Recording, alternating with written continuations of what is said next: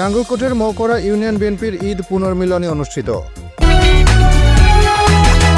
দেশ বাংলা নিউজ 24, সময়ের সাথে তারুণ্যের পথে। বাংলাদেশ জাতীয়তাবাদী দল বিএনপি কুমিল্লার নাঙ্গলকোটের মৌকড়া ইউনিয়নের উদ্যোগে ঈদ পুনর্মিলনী অনুষ্ঠান শনিবার বিকেলে মৌকড়া চৌরাস্তার মোড়ে অনুষ্ঠিত হয়েছে। মৌকড়া ইউনিয়ন বিএনপির সভাপতি মোজাম্মেল হকের সভাপতিত্বে অনুষ্ঠানে প্রধান অতিথির বক্তব্য রাখেন কুমিল্লা দক্ষিণ জেলা বিএনপির যুগ্ম আহ্বায়ক ও নাঙ্গলকোট উপজেলা আহ্বায়ক আলহাজ নজির আহমেদ ভূঁইয়া। প্রধান বক্তা ছিলেন নাঙ্গলকোট উপজেলা বিএনপির সদস্য সচিব নুরুল আফসার নয়ন। মৌকড়া ইউনিয়ন বিএনপির সাধারণ সম্পাদক মশিউর রহমান মানিকের সঞ্চালনায় অনুষ্ঠানে বিশেষ অতিথির বক্তব্য রাখেন নাঙ্গলকোট উপজেলা বিএনপির যুগ্ম আহ্বায়ক সলিসিটর ইকরামুল হক মজুমদার, অধ্যাপক মোশাররফ হোসেন, ৩ নম্বর ওয়ার্ড বিএনপির সাধারণ সম্পাদক বাবুল সরদার।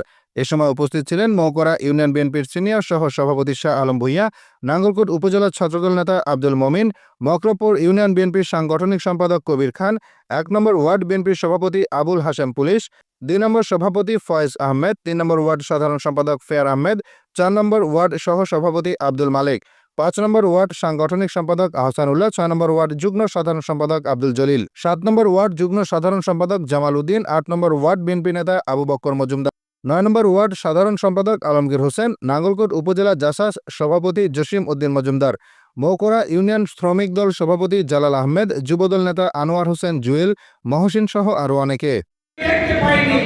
আপনারা দেখছেন কিনা আমার জানা নেই, তবে আমরা যেই সমস্ত ইউনিয়নগুলোতে ঈদ পুনর্মিলনী করতে গিয়েছি তারা বলেছে যে নাঙ্গলকোটের ইতিহাসে এই প্রথম একটা ঈদ পুনর্মিলনী অনুষ্ঠান আমরা সারা নাঙ্গলকোটে করতেছি।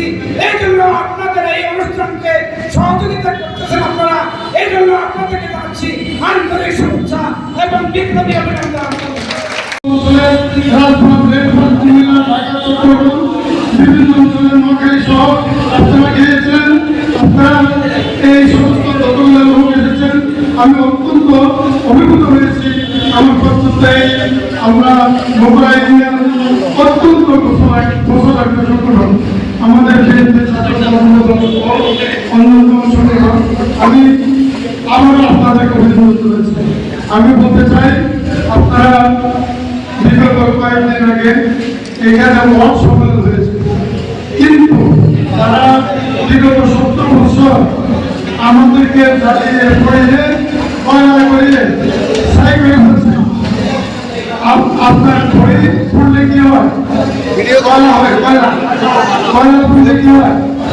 ছাই হয়, ছাই পড়লে কি হয়? কিছুই থাকে। এই স্বৈর শাসক হাসিনার কুশলরা আমাদেরকে এখানে যারা বসে আছেন সবাইকে অস্তিত্বহীন করে ফেলেছে। দেশ বাংলা নিউজ 24, সময়ের সাথে তারুণ্যের পথে।